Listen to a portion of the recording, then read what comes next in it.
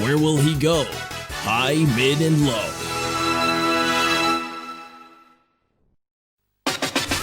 Hello everyone and welcome back to Turtle Hermit School, a series designed to explore Smash theory and help all of you improve. One of the hurdles we overcome as a beginner player is working up the courage to go off stage and attempt an edge guard to extend the lead and more efficiently take stocks. However, once we overcome this fear, we find ourselves at another roadblock. How do I know where my opponent is going to recover? When we ask this question, we can get a variety of answers based on your character's matchup and other characters' possible recovery routes, and it can all get very confusing very fast. So instead of examining every character's recovery options, I've done all the hard work for you and have boiled down edge guarding into a simple formula. So let's get straight into it.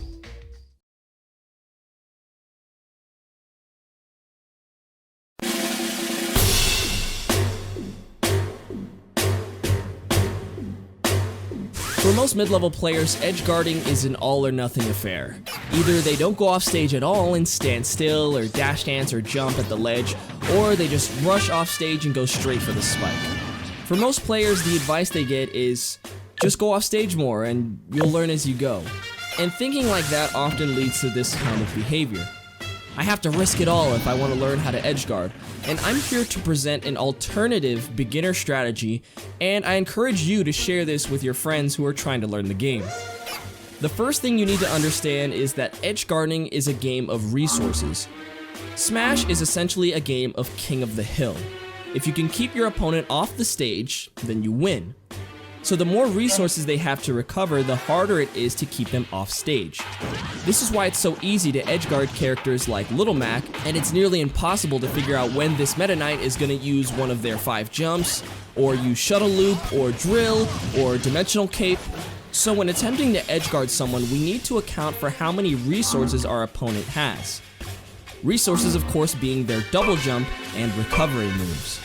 The most important of which being double jump, because if the opponent is without a double jump, then they have much less opportunities to mix up their recovery. So let's get to the formula in question. Let's look at a possible edge guarding situation. The opponent has been knocked off stage. From this point, we can boil down their options for recovery into 3 simple routes. They can go high, assuming that they have their double jump, and if they don't, they'd likely be in free fall if they use their up B. They can go the middle route, in other words, drifting straight to the ledge or using a directional air dodge. And lastly, they can attempt a low recovery by drifting below the ledge and using their up B or recovery move. The biggest mistake players make when attempting to edgeguard is committing themselves to covering just the low route and not taking into consideration their opponent's resources, allowing them to pick the other 2 routes. So now we know the possible routes the opponent can take to return to the stage, but that begs the question. How do we know where they will go? How do we know which route they will pick? The answer is we don't need to know. We only need to cover as many options as possible, and we can do this by covering each route in order according to the opponent's resources. Let's look again at the opponent's possible recovery routes. High, mid, and low. And let's assume that they still have their double jump. If we jump, then we can cover the opponent's double jump and hit them back off stage in a much more vulnerable position now that they only have their up B recovery move. If we jump and the opponent doesn't, and instead drifts lower without using their double jump, we can simply fast fall and return to the ledge in position to 2-frame the mid recovery option. If your opponent drifts toward the ledge or air dodges, then you can hit them away before they grab the ledge, thus putting them in a worse position, causing them to either burn their double jump or use their recovery move. However, it's unlikely that your opponent will drift straight to the ledge when you're standing right there. So, assuming the opponent still has their double jump, we must still respect their jump option and also consider the low recovery. At this point, we can remain in shield, and if the opponent jumps, you can react out of your shield, and if they continue to go low, you can attempt a 2-frame. The benefit of covering options in this way is that you never lose your advantage. and even if you miss all 3, you're still in position to start ledge trapping your opponent and send them back off stage in order to repeat the process. The key to this strategy is to maintain your position at the ledge until your opponent chooses a recovery route and avoid giving up your stage control at all costs. Remember, the biggest mistake you can make is reversing your position so that you're off stage and your opponent is now on stage and has the advantage.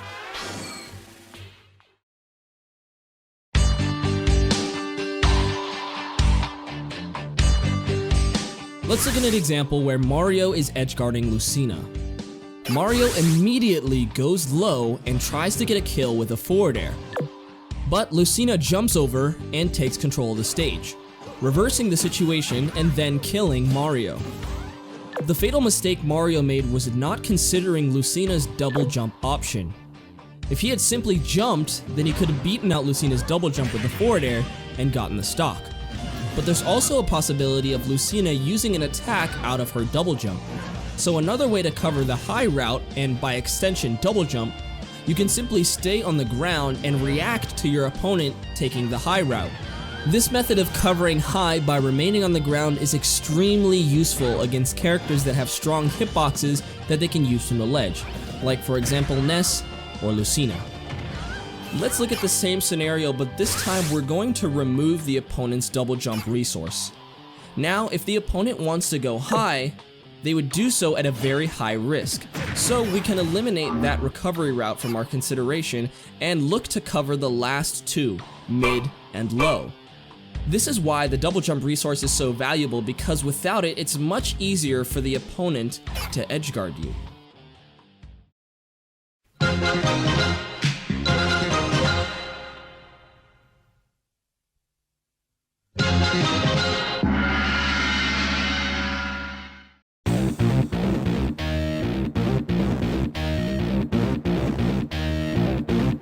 Because the opponent is so vulnerable without their double jump, this also makes it a valuable skill to recognize when your opponent burns their double jump in the midst of your combo or advantage state.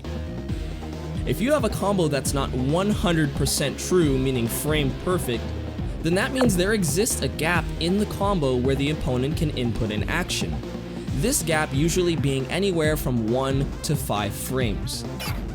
Because air dodge takes 2 to 3 frames to become invincible, many players find jumping out of combos to be the most effective way to escape due to it activating on frame 1 and allows you to gain distance quickly, hopefully dodging the incoming attack. This means that if you can see in that small 1 to 5 frame gap that your opponent has burnt their double jump, then you can either finish the combo and immediately go off stage and edgeguard, or go even harder in your advantage state to then take them off stage. This sounds really hard and complicated, but there's actually a really handy visual cue that will give away whether or not your opponent has double jumped. If we look at a character in the middle of a combo, you can see that they are in their hit stun animation. Take note of how their character is positioned. If the opponent then inputs a jump during their hit stun animation, their character's model will drastically change poses. Not only that, there is also a universal visual effect in Smash Ultimate when you double jump. Every time you double jump, a white platform spawns beneath your character. So if you're comboing your opponent and you happen to see their character model shift in an awkward way, or you catch the white platform, then you can confidently push much harder in your advantage state, knowing that they cannot escape with a double jump or recover.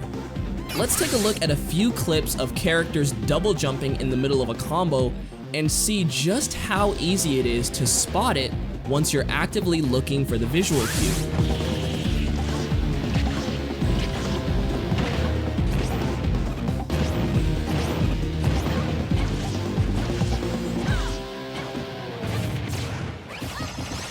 See that?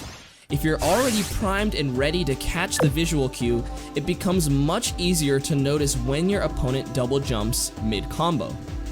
Personally, I've had many interactions like this with Bowser's up throw forward air.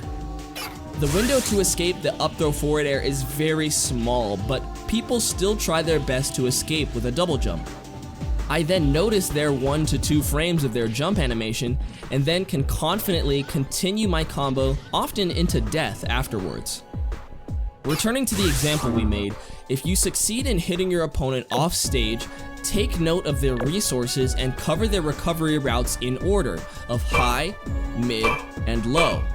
1, 2, and 3.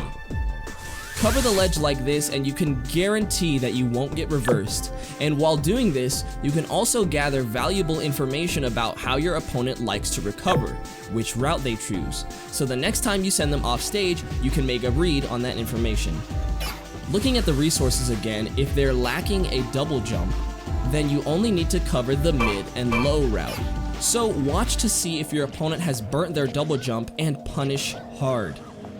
Remember, we want to avoid losing our stage control at all costs. Going off stage for a low spike may look cool, but the risk far outweighs the possible reward of taking a stock and getting the Twitch clip. If your opponent happens to reverse you, then you'll be in a much worse position after doing all of that hard work to win neutral and to take them off stage. Especially if your opponent has a much stronger ledge trap game, assuming they haven't already killed you for trying to go off stage. Remain disciplined at the ledge, cover each route in order of high, mid, and low, and pay attention to when your opponent burns their double jump, and you'll be able to edgeguard more effectively and start farming those Twitch clips in no time.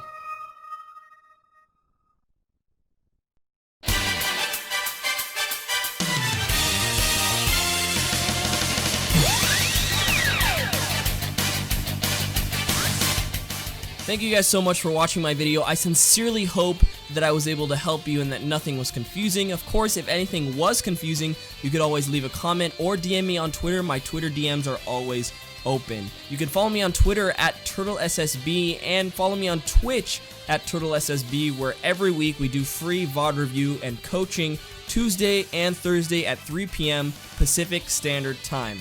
So follow me on Twitter and Twitch to stay updated. And remember to keep fighting! Class dismissed. Get out of here.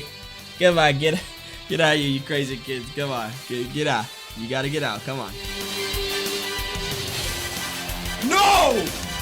Yo! Oh my god! Put the beanie on! Let's go! Mid-man!